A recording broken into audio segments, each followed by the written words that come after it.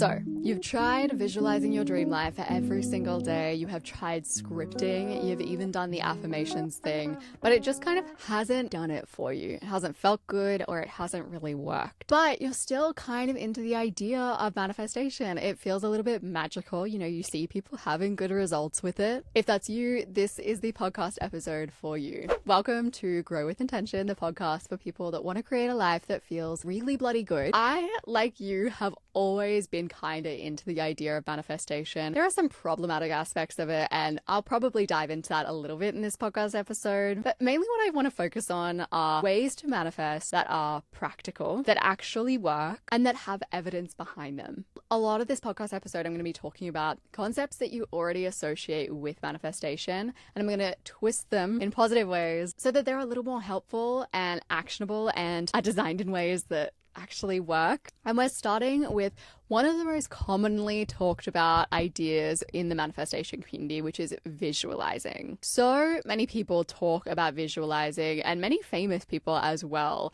Like, we've all heard of Jim Carrey with his check in his pocket. Sarah Blakely, who talked about how she visualized herself being interviewed on Oprah 15 years before it happened. Idris Elba talked about how he visualized being given awards for his acting roles well before he was at that stage of his life. A lot of people in the manifestation community and the law of attraction community, right? Because those two are kind of linked. When you say, oh, well, my visualization isn't working, they might come back with, well, you're just not believing enough. That's a really big thing in this community that I've noticed that really puts me off it, because it actually reminds me of a cult documentary that I watched recently. This was the Twin Flames cult documentary, where whenever anyone in this cult was finding that they weren't getting their twin flame, even though they were using all of the tools, the cult leaders would be like, well, you're just not working through your blocks enough. It's your beliefs. It's your bad energy. That's why it's not working. It's really quite victim blaming and also just unhelpful. Like, what do you do with that feedback of you don't believe enough or you just have too many blocks? That's really not actionable. But once again, there are really good parts of the manifestation world, and you really can pick and choose what you choose to practice and lean into. And when it comes to visualization,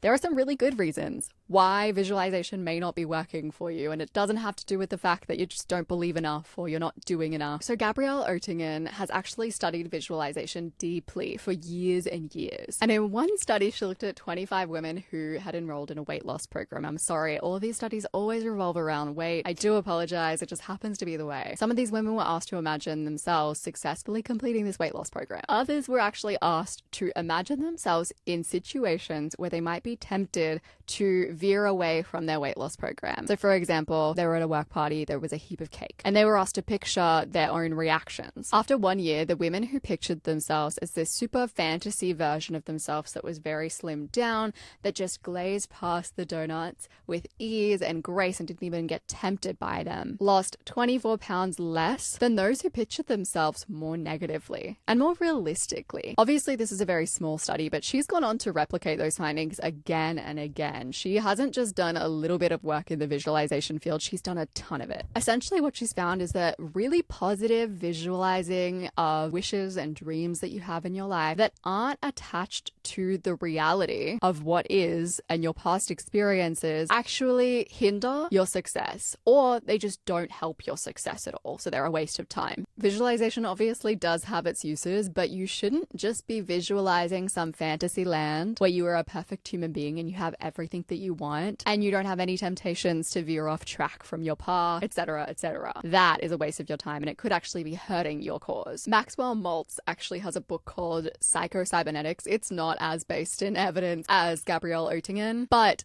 in it, he is so clear about the fact that the person that you visualize when you visualize should be a very reasonable approximation of you. They should be neither more nor less than you are. So if you're visualizing yourself walking into the room with donuts and not even thinking about them when you know that you love a donut, that's an unrealistic positive fantasy. If instead you notice yourself getting tempted by the donut and then you use some strategy to help you manage that temptation, that is a more realistic and also helpful visualization technique. So keep keeping that in mind, there are two types of visualization that are actually going to help you instead of hinder you. The first type of visualization is mental rehearsal, and this is something that I actually talk about a lot because it's so powerful. When you repeatedly go through the same situation, and with each experience you manage your feelings in response to that situation and you manage your thinking in response to that situation, you naturally are going to get better at handling that situation. And the same thing happens if you experience that situation but in your mind.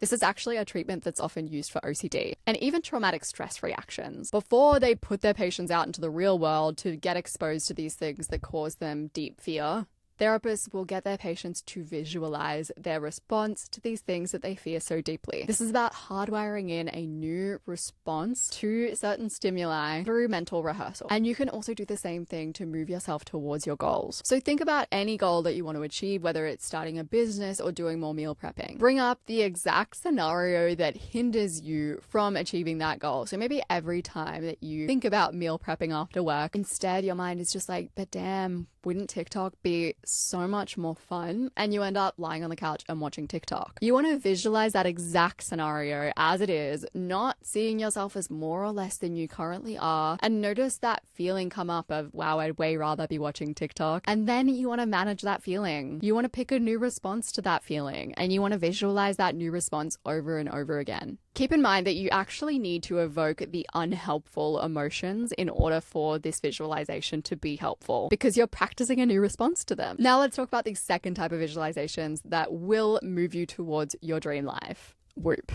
This is a bit more akin to the classic visualization that everyone knows about, but it also has a twist, and it's also been validated directly by Gabrielle Oettingen, who has studied visualization for years. So W.O.O.P is actually an acronym: Wish, Outcome, Obstacle, Plan. First, you want to get clear on what your wish is. So maybe your wish is that you would meal prep after work. Visualize the outcome or what that would look like in your life. And then think of any obstacles that come up. So like we said before, it could be the feeling of, I'd rather go on TikTok. Then get clear on your plan for how you're going to deal with that obstacle when it comes up. So maybe when you get that urge, instead you'll pop on an audiobook and you will start chopping. The second aspect of manifestation is affirmations.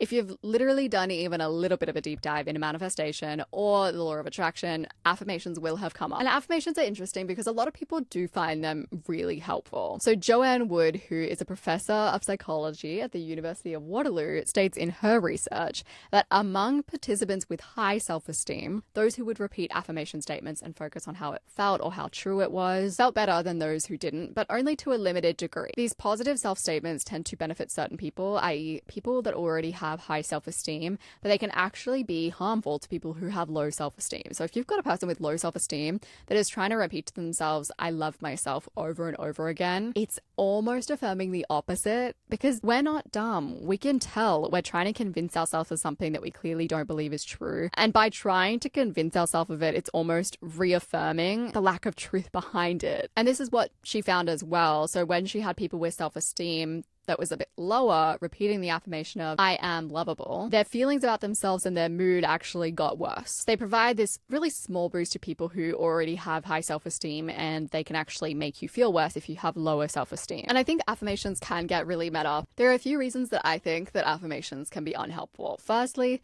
they can make you judge yourself and judge your thoughts, which is just never helpful. If you are out here saying money flows to me freely, but you don't believe that, you're probably also judging yourself for not believing it. And when we judge the thoughts that we have, they actually become stickier because we're resisting them, and what you resist persists. So the affirmation can actually have the opposite effect. Secondly, you can often say things in these affirmation tracks that actually feel really meaningless or really cheesy to you, which I think has a negative effect. In the affirmation tracks that I have on Intention, I am always like, yeah, use your own words, because that will be much more effective for you. A lot of the affirmation tracks are quite spiritual as well. So you'll hear an affirmation like, I am a goddess in my life. And if you're more of a practical girl and you're saying, I am the goddess of my life, you're going to be sitting there going like, oh my God, this is so dumb. Not that that is dumb, but you know, everyone has their levels of cringe that they can handle. Also, I think that you need to focus on statements that actually feel helpful to you. Focusing on statements that feel helpful to you is always going to be more helpful. So for example, money flows to me freely might feel really good for one person, but I'm capable of rebuilding my neural pathways when it comes to how I think about money might be a way more helpful affirmation for another person. I have affirmations on my app, so I'm not an affirmations hater. Ultimately,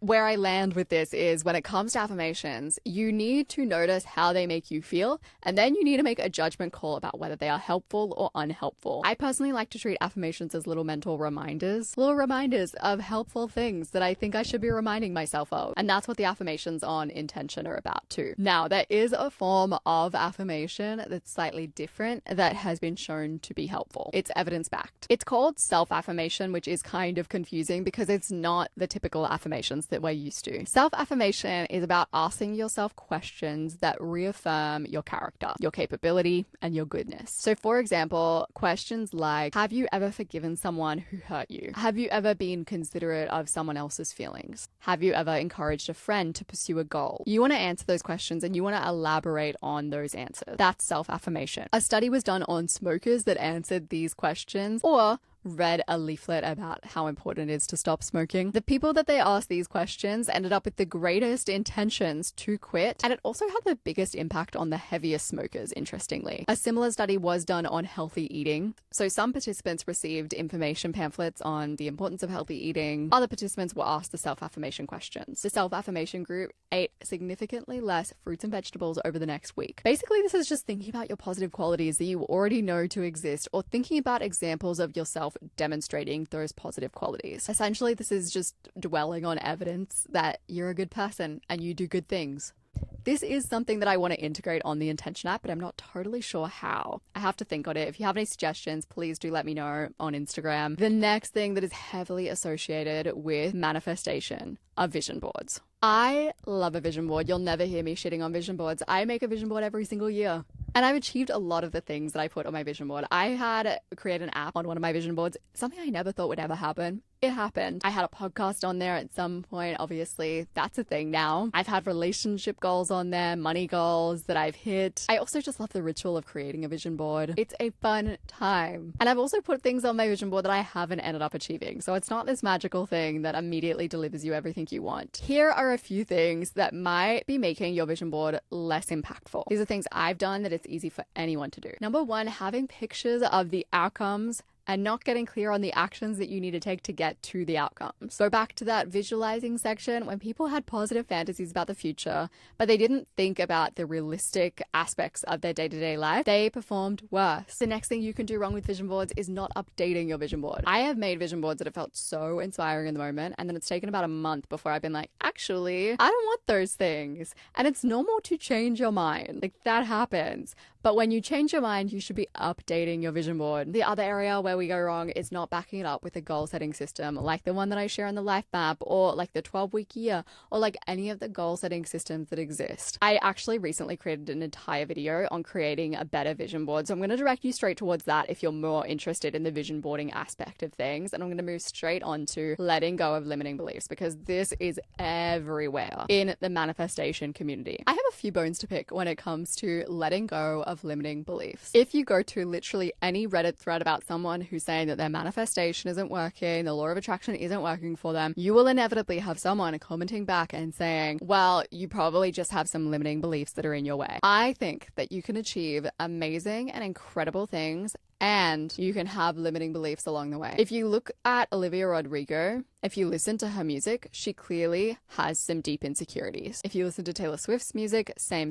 These are not women who are deeply confident in every area and aspect of themselves. I'm not saying that they're not confident women. They obviously have confidence, but you can tell just based on their lyrics, they have insecurities like every single human being on the planet. They're also some of the biggest names in music right now. You can have insecurities and you can achieve what you want. And I believe this down to my core. Robert Fritz has the greatest book on manifestation that I have ever read, Your Life is Art, and in it he talks about how when you focus on the creation that you want to bring into the world instead of yourself, you can do most things in spite of the limiting beliefs you hold. And you need to have a dire desire to see the creation that you want in the world, whether that creation is like your dream home or a platform online or a website. If you care about bringing something to life enough, your limiting beliefs won't even appear in your mind because you care so much about that creation and bringing it to life. Even me, I have a platform of 500,000 people. Sure, I'm not like a massive YouTuber, but even still, I attract thousands of views every single week. That sounds so up it. But I have insecurities about my personality and about like how interesting of a person I am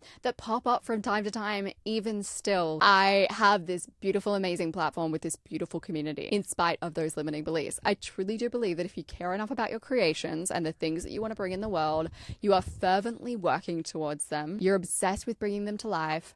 Your beliefs about yourself don't matter that much. What I'm not saying is that you shouldn't ever work through your limiting beliefs. Obviously, working through your limiting beliefs is helpful. If you really feel like they're stopping you from making things happen, work through them. I have a course on intention on how to work through limiting beliefs in a bit of an alternative way that I would recommend. I'll have that linked in the show notes. It is great to move through insecurities and it's great to move past weird ideas and assumptions that are holding you back. However, I think that it's very easy to get caught up with this idea of, well, I can't make progress and I can't achieve that because of all these limiting beliefs, and I can't get past those limiting beliefs because they're so embedded in my psyche. That's just useless thinking. I think people can get way too caught up in the limiting belief thing when what they really need to be doing is asking themselves, what do I really want to create and how can I get obsessed with creating that outcome in my life in a way that helps me to bypass my limiting beliefs. We're going to move straight into the Recs of the Week. Every single podcast episode that I create, I have little Recs of the Week that will help you to dive deeper into the content of the episode. And the reason I want to move straight into this is because what I'm talking about, that's not really my idea. This is an idea from Robert Fritz. He created the best book on manifestation that I have simply ever read, and it's gonna vibe with you even if you're a little bit more practical leaning.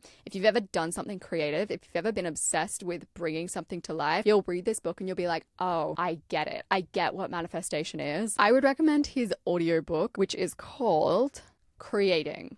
It's probably the more practical of his books. He also has Your Life as Art, which I would recommend reading too. I've already listened to this audiobook about 3 times. It resonates with me so much. It's the thing that's really made manifestation as a concept click. My next recommendation is an article in Mike, and it's called The Real Trouble with Manifesting Your Happiness. It talks about how harmful manifestation can be and the law of attraction. It is pretty balanced, so it recognizes that, you can pick and choose the good bits of manifestation. You don't have to eat into the victim blamey gross aspects of manifestation. I just think it's important when it comes to this kind of thing that you understand different perspectives so that you can talk about it in a bit more of a nuanced way so that you don't become a little bit culty and start blaming people for not working past their blocks and telling people that the reason that they haven't achieved their goals is because of all their limiting beliefs. And the last recommendation is Rethinking Positive Thinking by Gabrielle Oettingen. Obviously, this was going to be a wrap. If you're interested in the ideas that I shared, oh my god, she has so many more ideas in her book. I highly recommend it. Now we are talking mini moves. We're wrapping it up with some mini moves that you can make that are immediately actionable, focused on the ideas in this podcast episode, because the whole point